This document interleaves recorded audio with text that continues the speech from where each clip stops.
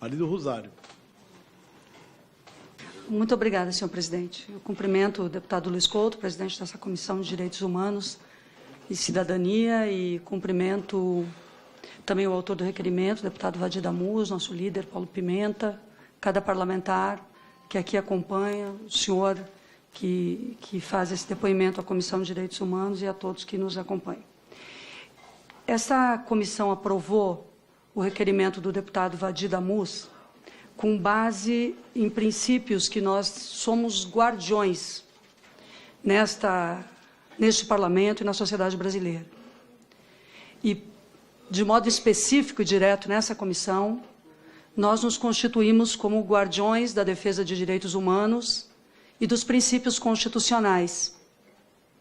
Ora, o Brasil, pela Constituição de 1988, tem como princípio da República a democracia e ser um Estado democrático e de direito. Portanto, todo abuso de autoridade constitui-se uma violação ao artigo 5º, que trata dos direitos e garantias fundamentais e que estabelece a igualdade com a qual todos os cidadãos e cidadãs brasileiras devem ser tratados. A minha primeira questão ao senhor diz respeito a isto. Se, como cidadão brasileiro, o senhor acredita que o seu país e o sistema de justiça o trata neste momento com desigualdade e sem considerar as suas prerrogativas como alguém que tenha a contribuir com o sistema de justiça e que busca fazê-lo na condição de testemunha? Sem dúvida, deputado. As prerrogativas de advogado já foram desrespeitadas lá atrás. As prerrogativas, o devido processo legal que eu deveria ser submetido, eu não fui. É tão seletivo, eu vou citar um caso análogo e concreto. No caso do Bernardo Frei Burraus, ele foi denunciado, se não me engano, na primeira ou segunda denúncia da Lava Jato. Ele mora na Suíça, ele é suíço. O juiz Sérgio Moro levou, se não me engano, 3 anos para transferir o processo dele e 4 anos para baixar o alerta vermelho, que aconteceu semana passada pela notícia que eu li no estado de São Paulo. Na verdade, ele não tinha jurisdição do caso desde o primeiro minuto, quando o Bernardo já estava na Suíça. Então, esse tipo de coisa que fez de manter o processo arrastado, inclusive contrário aos preceitos que eles tanto prezam, de celeridade e justiça, ele manteve por 4 anos o cerceamento de ir e vir do Bernardo. Ele só deu a baixa semana passada. Ele está tentando fazer provavelmente o mesmo comigo. Enfim, a briga que houve aí no caso do Raul Schmitt, na extradição de Portugal, também deixou muito claro que as pessoas que acabam se defendendo, conseguindo se defender em outra jurisdição, pela razão que seja, ele acaba perseguindo. No meu caso, eu optei como a extradição como estratégia de defesa. Eu não nego isso. E avisei os procuradores, meu advogado estava comigo. Eu nunca fiz nada escondido, eu morava no exterior, 80 viagens que eu fiz, não era do Brasil para o exterior, era para o Brasil. Eu morava no exterior já. E eu falei, eu avisei a minha estratégia de defesa, eu não escondi, não fugia, não teve nada. Eu simplesmente não aceitei a proposta que fizeram e desencadeou toda essa perseguição. Ao responder afirmativamente que o senhor considera estar sendo cerceado no seu direito de defesa e ter procurado outras alternativas que lhe viabilizam defender-se, o direito de defesa é um valor constitucional fundamental, Vossa Senhoria apresenta aqui uma atitude discricionária existente pelo juiz Sérgio Moro no seu julgamento, no seu juízo ou nas suas atitudes. Quando o juiz Sérgio Moro refere-se ao senhor como foragido e em várias entrevistas desqualifica as contribuições que o senhor possa fazer em juízo, como testemunha não apenas do presidente Lula, mas de Temer e de outros para os quais o senhor foi arrolado.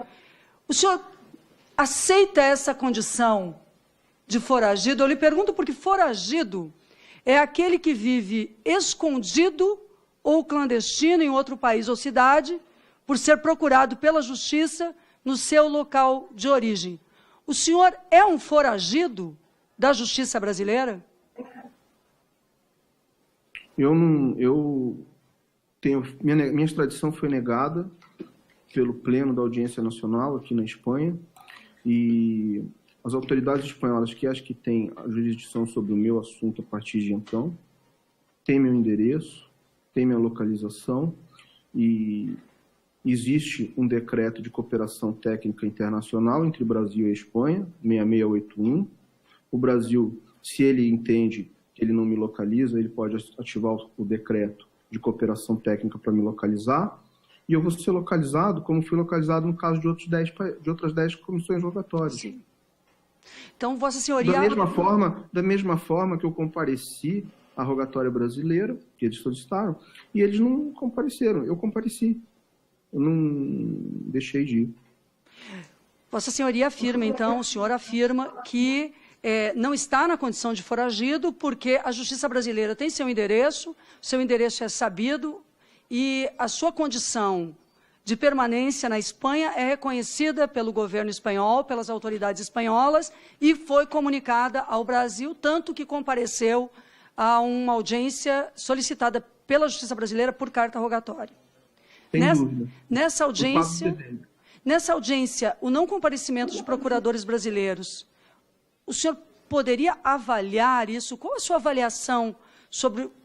O senhor compareceu e havia sido solicitada por autoridades brasileiras, mas as autoridades brasileiras não compareceram.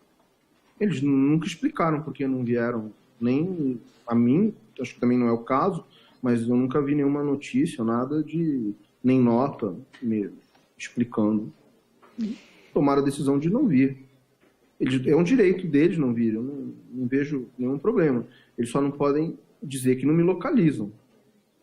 E como advogado, o senhor diria, na sua condição, se o senhor fosse refletir sobre isto, ao que interessaria a justiça brasileira que os procuradores... Não, a justiça brasileira não. A tese que o senhor sustenta de estar em uma condição de exceção, de ser alvo de uma justiça seletiva, no que interessaria a esta tese, a este procedimento seletivo e persecutório com o senhor, o não comparecimento das autoridades brasileiras a essa audiência? Deputada, não é tese, é fato. O fato, então? Eu colaborei com diversos países e com o Brasil. Eles simplesmente, não é no caso de ser testemunha do ex-presidente Lula, não é nem no meu caso, de investigar o meu caso, de transferir o meu processo. Essa rogatória que eles pediram e não vieram, era no meu caso. No seu caso. Então o senhor não foi ouvido. A partir do momento que eles me ouvirem, eles vão produzir provas no Brasil. Então o senhor nunca foi ouvido pelo Ministério Público, diante das denúncias que o senhor faz? A minha pergunta é a seguinte: o Ministério Público, de acordo com o artigo 129 da Constituição Federal, tem a competência de requisitar diligências, instaurar inquérito policial, solicitar diligências investigatórias, solicitar a instauração de inquérito policial, de acordo com fundamentos jurídicos, e se manifestar nas peças processuais. O senhor tem notícia de que foi solicitado um inquérito investigatório, alguma diligência?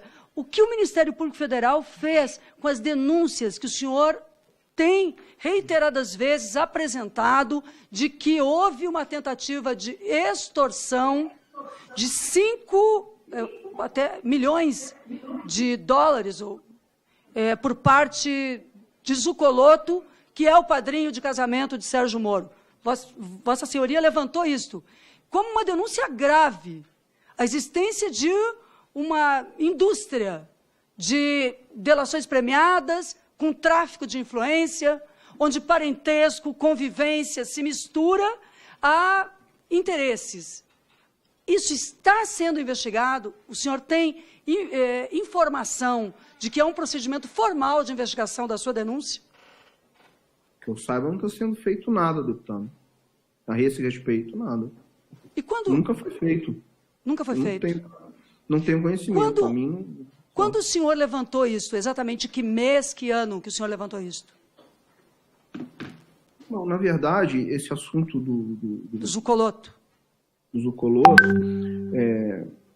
eu estava fazendo ainda estou fazendo um livro, e comecei a escrever antes, né?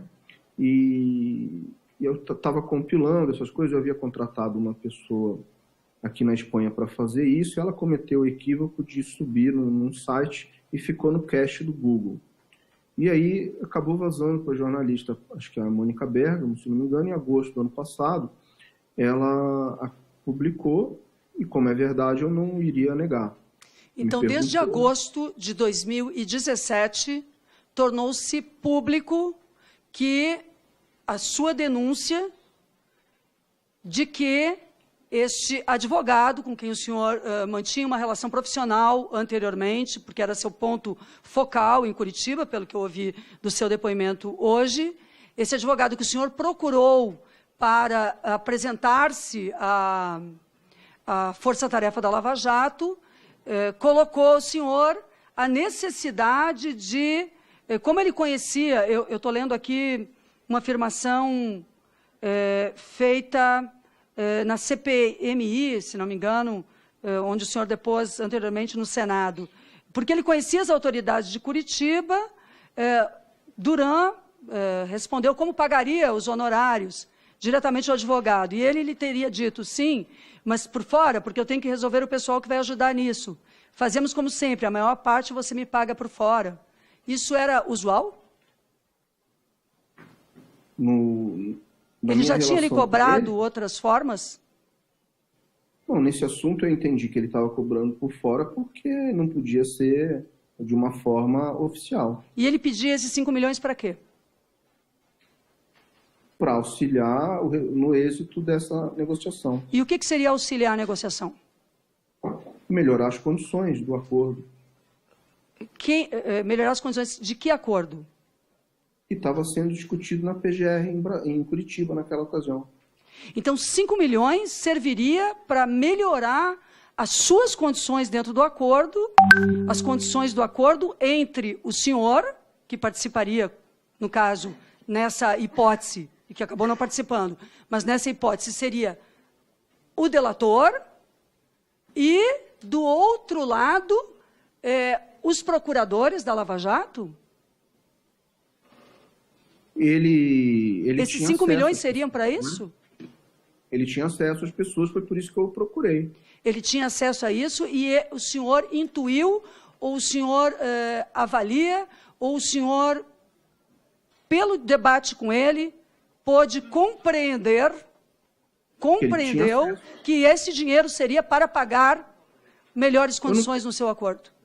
Sim, isso claro, era para melhorar o acordo. Agora, se ele ia pagar terceiros ou não, eu não entrei no mérito, porque eu não gostei da conversa, deputado. Eu achei, ali, somado todos os fatos que estavam acontecendo, na verdade, ali estava indo para um caminho de extorsão, para mim, naquele momento. E eu não quis seguir. Não eram os honorários dele. 5 milhões não eram honorários dele, era o que ele disse por fora, era para resolver, esse é seu depoimento. O senhor disse na outra vez, para resolver o pessoal que vai ajudar nisso. Essa foi a afirmação de Zucoloto para o senhor? Sim, está na mensagem, foi essa. Foi periciado. Bom, além disto, o senhor recebeu um e-mail, depois de conversar com o Zucoloto, e ele lhe colocar essa necessidade de 5 milhões de reais para melhorar, para ajudar nisso, que seria melhorar os termos do acordo. Aí, eu estou imaginando aqui numa linha de tempo. O senhor fez essa conversa com o Zucoloto e alguns dias depois, quanto tempo depois, o senhor recebeu um e-mail e de quem era esse e-mail e se essas pessoas integravam a força-tarefa e tratavam de delações? Os procuradores, sim, da Força-Tarefa da Lava Jato, Carlos Fernando Santos Lima, Roberson Possobon e Júlio Noronha, eles encaminharam a minuta do acordo já nos termos que havia uma alteração de 6 meses domiciliar, uma coisa assim, e com as alternativas de multa, que era a multa mais alta, caso pudesse ser repatriado de uma conta de Andorra, que eu não tinha dinheiro, e uma multa menor, que se não fosse localizado dinheiro em Andorra, que era 1/3 do valor, aproximadamente. Uma multa maior se localizasse o dinheiro... Iria prevalecer a multa menor, porque em Andorra não havia dinheiro. Então, uma multa maior se localizassem o dinheiro, uma multa menor se não localizassem o dinheiro. Agora eu lhe faço uma pergunta como um parênteses nesse raciocínio que eu estou tentando fazer, não apenas para que eu possa compreender, prezado advogado, mas para que também as pessoas que nos acompanham possam entender também a gravidade dessa denúncia, a gravidade dos fatos. Porque o senhor é cidadão brasileiro, com cidadania espanhola também, o senhor se encontra na Espanha, o senhor está se propondo a fazer um depoimento na Justiça brasileira que demonstra graves denúncias sobre os procuradores da Lava Jato e o juiz Sérgio Moro e toda essa estrutura da Lava Jato. O senhor não foi ouvido até este momento. Tem quase um ano que essas questões são públicas, que o Brasil conhece. Então, há uma série de fatos extremamente graves que demonstram a construção de uma linha de raciocínio encadeada no Poder Judiciário brasileiro que visa exclusivamente um aspecto, e não a verdade. É isso que eu busco aqui quando lhe perguntam. Então, o senhor, 10 dias depois, é esse o depoimento que eu tive acesso, que o senhor já tinha feito no Senado, recebeu este e-mail. E agora o senhor afirma que neste e-mail existiam 2 valores. Um valor mais alto da negociação, se o dinheiro fosse encontrado, e um valor mais baixo se o dinheiro não fosse encontrado. Eu lhe pergunto, quem busca esse dinheiro? Quem pesquisa onde está o dinheiro? Deputada, não é agora que eu estou afirmando. Na ocasião eu afirmei e a minuta que estava como anexo do e-mail foi encaminhada à CPMI também. No caso, a multa maior, que era de aproximadamente 15 milhões de dólares, ela deveria ser paga se fosse localizado fundos numa conta em Andorra. Eu tenho uma conta em Singapura que é declarada. E os procuradores sabiam disso, primeiro porque é declarada no Banco Central, no meu imposto de renda. Segundo, porque eu também, quando estive com eles, comuniquei. Eles colocaram nessa minuta que o dinheiro estava em Andorra e que esse dinheiro de Andorra teria que ser repatriado para então ser paga a multa de 15 milhões de dólares. Se não fosse possível, por qualquer razão, o repatriamento da conta de Andorra, então a opção passaria para um valor de um item B lá na minuta, que é um valor de 1/3 da multa, que corresponde a 5 milhões. 5 milhões. O valor é um valor, inclusive, idêntico, né? É um valor... Se estranha, esse pessoal tem uma fixação nesses 5 milhões, porque acabamos de ver que o Zucoloto pediu 5 milhões e a multa, a vadia da multa, seria reduzida para 5 milhões. Seria interessante. Sim, bom, a questão é que o que eu tinha declarado em Singapura são 15 milhões. Se eu pago 1/3 da multa, que seria os 5 no acordo, sobraria 5 para pagar de honorário no êxito e 5 para mim. Essa foi a proposta. O senhor daria 5 milhões nesse por fora do Zucoloto e 5 dentro da... Ficaria comigo. Dentro da conta, dentro da negociação oficial. 5 milhões na negociação oficial, ainda o senhor ficaria com 5, era 1/3, 1/3, 1/3. Se colocasse a conta, se colocasse na minuta e no acordo a conta de Singapura, não haveria fundos para poder pagar. Sim, não haveria. Então, agora ele faz uma pergunta aqui sobre isso, né, sobre esses valores. Mas quem busca porque quando o senhor aponta que o e-mail já dizia Andorra ou Singapura, note, eu não sou dessa área, eu não conheço, eu trabalho aqui na Comissão de Direitos Humanos e na Comissão de Constituição e Justiça. Então, por isso que eu lhe faço essas perguntas, que talvez o senhor já tenha respondido muitas vezes, até peço que o senhor compreenda. Mas eu gostaria de entender se neste e-mail, então, quando existem os dois valores, os próprios procuradores é que seriam responsáveis por verificar se encontrariam o valor a maior ou não. Correto. Então, porque aqui nós temos também, Vadi, uma linha de raciocínio. Se eu digo, né, que é tal valor maior e tal valor menor, mas o fulano mesmo que diz se o valor é maior ou menor é o que vai procurar, pode haver realmente uma negociação diferenciada lhe sendo indicada pelo e-mail. Então, esse é um problema da delação premiada também, que nós temos que analisar se quem faz a proposta é o mesmo que pesquisa. Só para... Sim, pois não. Depois eu sigo com as minhas questões. Para auxiliar no seu raciocínio, a minha conta em Singapura só foi bloqueada por meio de cooperação técnica internacional depois de ocorrido todos esses fatos que Vossa Excelência narrou cronologicamente. Bem, ao observar estes fatos, o senhor repetiu várias vezes que não será ouvido em nenhum processo. Não só no do presidente Lula, não só outros, mas em nenhum processo. O senhor está convencido que o seu depoimento modifica a tese que tem sido sustentada por Sérgio Moro? Sem dúvida. Não fosse assim, não iam atrás de fazer perícia e tentar sustentar o que devia ter sido feito antes, né, de acusar as pessoas. O senhor pode afirmar, então... Deputado, eles não vão me ouvir nem no meu processo. Se quisessem, eles tinham vindo aqui, dia 4. O senhor pode afirmar que, além desta questão da propina, da extorsão que sofreu por parte do Zucoloto, que tem relações pessoais ou políticas, a gente não sabe nem quando o judiciário já tem relações políticas também, o judiciário política enfim, políticas e judiciárias. Além desta extorsão que o senhor afirma ter sofrido e que indica mensagens por WhatsApp como comprovação... É o Wicker. Como? É um outro Wicker, é um outro aplicativo. Neste outro aplicativo, o senhor afirma que houve adulteração nos sistemas todos que lhe foram perguntados aqui pelo deputado Paulo Pimenta. No seu depoimento, o senhor avalia que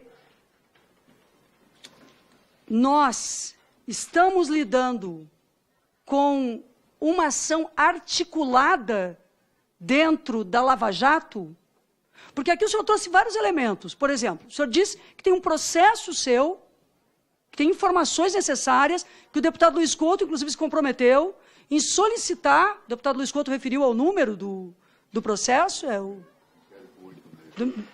inquérito 186-2016. É um inquérito da Polícia Federal. Em São Paulo. Em São Paulo. O senhor referiu a isso. O senhor disse, também afirmou aqui, no mesmo início, quando disse que existem dois Moros, um que é homenageado pelo mundo e outro que atua de uma forma planejada, persecutória e violadora dos direitos humanos. O senhor disse que há uma procrastinação na PGR, porque um documento de um processo administrativo, por 7 meses o senhor acompanha e não foi despachado. Então, aqui nós já vemos diferentes focos. Um na Polícia Federal, outro na PGR, outro no Poder Judiciário. O senhor acredita que há uma ação articulada para impedir que o senhor faça o seu depoimento? Eu não sei se impedir ou postergar, né? Alguma coisa do gênero. Bem, bom, senhores e senhoras, eu acho que nós estamos diante, não ao acaso, de um depoimento que é extremamente importante para o país. É importante para o país. Primeiro, porque nós temos que recuperar alguns princípios constitucionais. de um lado, precisamos recuperar que toda pessoa deve ser considerada inocente, até que por meios legais, adequados e dentro da lei, sua culpa ou sua inocência venha a ser comprovada. Então me incomoda, inclusive, o fato do senhor não se encontrar no Brasil, que é o seu país, está em outro país, como uma busca de manter a liberdade, enfim, e manter prerrogativas que lhe devem ser asseguradas pelo Estado brasileiro. O senhor sabe que o presidente Lula teve muitas oportunidades de sair do Brasil. Eu lembro, sobretudo, um momento em que ele esteve no Uruguai, ali, os colegas gaúchos e de outros estados que acompanharam a caravana, que estiveram conosco naquela praça que divide Rivera e Santana do Livramento, viram que ali mesmo bastava um passo para que estivesse em um outro país.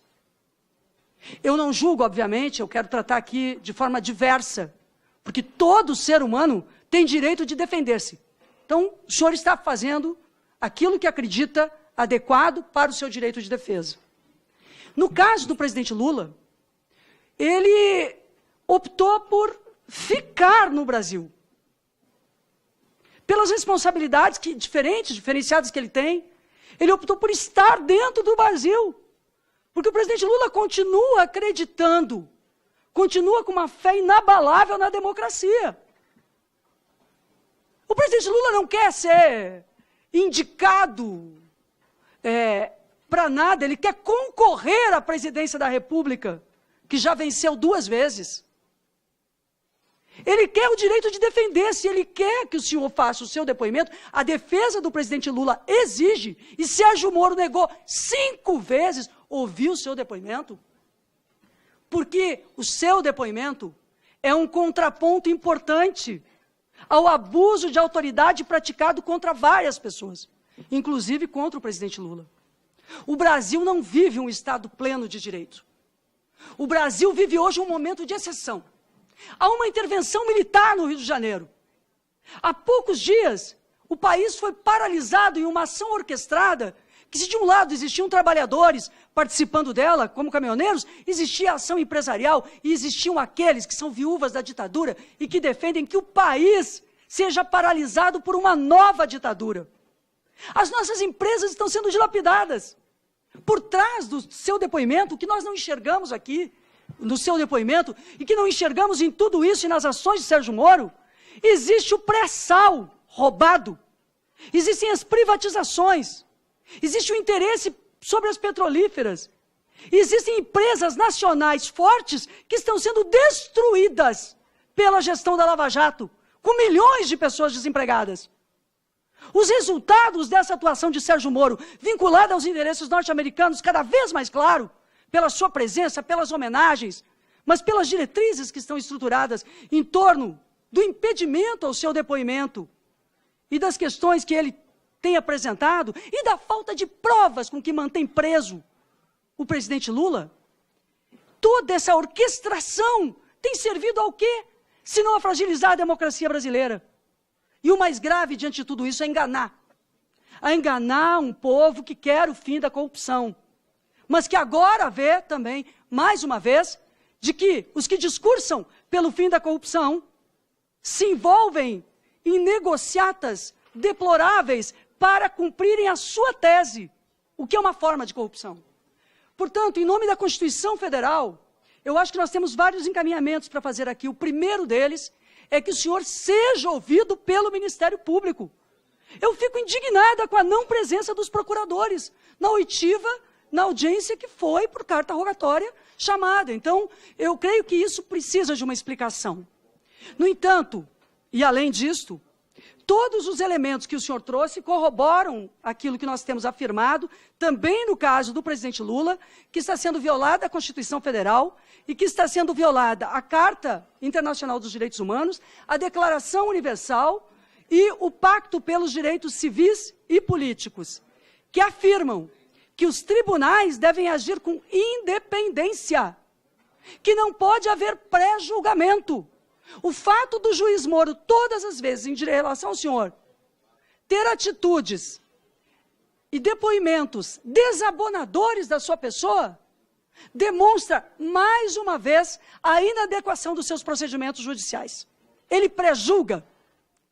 E nós aqui queremos que ele, também diante de nós e do Conselho Nacional de Justiça, que deve tomar providências, atue para que não permaneça existindo essa violação a direitos inerentes da dignidade humana, à vida privada, à honra e, sobretudo, não aconteçam pré-julgamentos. Nós precisamos, a partir das denúncias de violações aos direitos humanos que estão integradas aqui ao seu depoimento, solicitarmos ao CNJ, ao CNMP, que retomem e respondam as questões que a Câmara dos Deputados tem levantado sobre as atitudes de Sérgio Moro e dos procuradores da Lava Jato, e precisamos também que sejam responsabilizados naquilo que diz respeito ao cerceamento das atividades advocatícias, dos advogados, as atividades, como aconteceu com o nosso colega Vadir Damus, as atividades, a direito de defesa e ao abuso de autoridade de um modo geral. Eu quero dizer ao senhor que nós estamos aqui na Comissão de Direitos Humanos, não no âmbito de uma CPI, mas atuaremos aqui também para garantir que este abuso de autoridade não permaneça acontecendo no Brasil e esclarecendo o povo brasileiro de que aqueles que se vestem de uma forma diante das câmeras, na verdade, escondem depoimentos tão importantes no âmbito da justiça e não permitem depoimentos tão importantes diante da justiça como o senhor, independentemente daquilo que o senhor tenha que responder. Porque aquilo que o senhor é acusado, eles têm que fazer prova, a justiça tem que fazer prova. Mas naquilo que o senhor está depondo e os denunciando, o senhor indica ter comprovações importantes que precisam ser consideradas no sistema de justiça. Muito obrigada pelo seu depoimento a essa comissão e aos colegas, e ao deputado Vadir Damus e ao presidente.